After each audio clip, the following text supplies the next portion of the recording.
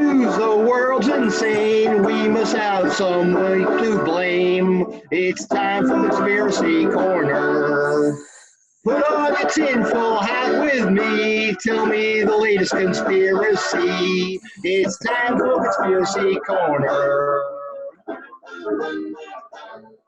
Let's go. I got a conspiracy corner for you. All right.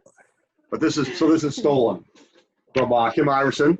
Hey, here we go. All right. I don't believe I talked about this one before. So Kim Iverson had a video basically saying, "Will Hillary Clinton be Biden's real VP?" And her thinking is, Steve, you're nodding your head. Have you heard about this thought? Yeah, I saw the video. Yeah, her thinking is really, really well done, and I advise people to check out her video. But to summarize quickly, she's thinking that Kamala Harris has no real convictions on anything. That's been shown, right? She endorsed Medicare for all, and then backed way off into some kind of obscure 10-year plan before we implemented it, which means she's going to hand it off to the next president to implement it, right? And everything she goes back and forth, and she doesn't seem to have any political center herself. So she is available to be used as a tool. And basically, Maya Harris, Kamala's sister, has been a top advisor to Hillary. And so the thinking is essentially that, and she is now a top advisor to Kamala. So the thinking is that through that connection, and it's been known that Kamala had access to some of Hillary's top people that were at the State Department and so forth. So the thinking is simply that because Hillary is intolerable to the American public to be elected at this point, I think, especially with this, more Epstein stuff being in the news, web like that, that Kamala would end up being the VP, and that really would be Hillary. And obviously, you get the obvious connection that if Biden then steps down because of health or only a one term or something like that, you really essentially behind the scenes have a President Hillary. Yeah, I think that's my nightmare scenario for you. Well, I mean, I think you got to look at the bigger, the background. It's like, who do the neocons want? Who the neolibs want? So I mean, they want somebody. They want somebody who's going to keep the wars going, who's going to keep the whole system, the corporatocracy going. So, I mean, if Hillary isn't right, then, and Hillary's just, she's a tool. So whether she's pulling the strings, someone else is pulling Hillary's strings, because ultimately it's like, the system of corrupt, military intelligence complex that really has all the power behind the scenes. So they're, that's ultimately what it's about. So I think it's plausible. It's a plausible scenario, definitely. Yeah, she seems to be an enthusiastic player in that, right? I mean, whether she's a half puppet herself or puppet master, she's, I mean, all you have to ask is, where's the next Libya and Syria and going to be, right? Right. If she gets in power again. Yeah, I mean, she's shown her true colors in her past by going after parents of truant students, mostly single mothers in California. Kamala, yeah. Right. Oh, yeah. And Kamala, right. And then, not going after Steve Mnuchin. And using prisoners as slave labor to fight California's fires.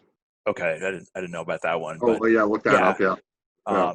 But I mean, the thing is, like, she's shown her true colors. Well, not wanting to release people early because they needed that labor, that free labor. Right. Yeah, actively working to keep people in jail to use for slave labor, because the pool of prisoners they had to be so large when there were a certain amount of fires. Okay. Yeah, so she's plugged right into the prison labor, corporate prisons. I think we could safely say she's not a visionary leader. No. And that's that's what we need at this time. And I think people were kind of hoping that Trump would end up being like that, but he's not. So I don't know. I mean, I predict there's going to be somebody coming along in 4 or 8 years who's going to be like,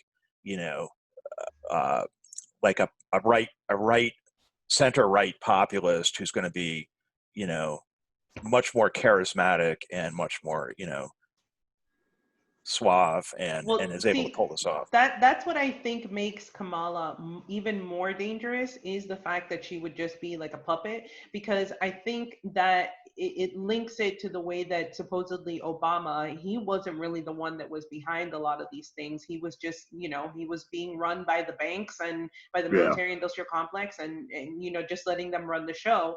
And because he was the first Black president, and because he had a beautiful Black family, and there was no scandals during his his tenure, that and again, because he it made gay marriage legal, like all this kind of stuff, like just all these identity politics. He checked off all these boxes. It's the same thing with Kamala, right? She would be the first female president. She's Black, even though I feel, at least from what I've seen, she identifies more with her Indian side than with her Black side,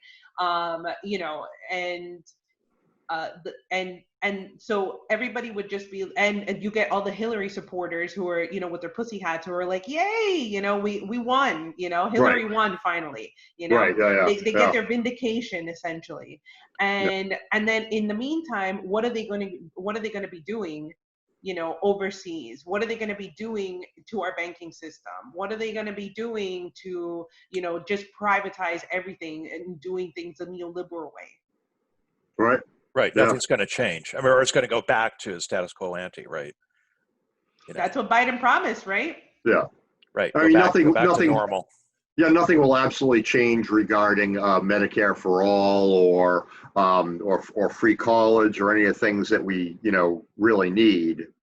But some new countries will get destroyed. Some more barriers to profit, or fracking, or whatever, will get taken down. But there's a little problem with that scenario, because number one, the problems are going to keep getting worse, and that's the only number, really. Number one, the problems are going to keep getting worse. You're going to have global warming. It's going to keep climate change is going to keep getting worse. Economic disparity is going to keep getting worse. The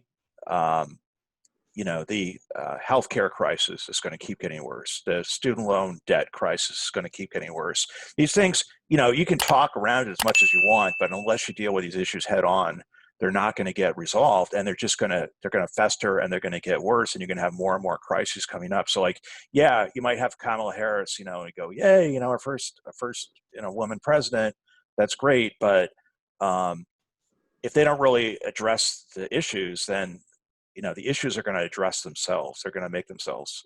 And I agree with that, but think about how loved Obama is. Everyone thinks that Obama is this angel that came down from heaven. You know what I'm saying? Like, they have no idea about what actually happened under his administration. Right. And I just feel that the same thing would happen. I mean, obviously the situation is getting worse. It's since Obama was in office to now, things are a lot different. But because the left would have these, again, they would check these boxes, it would appease them.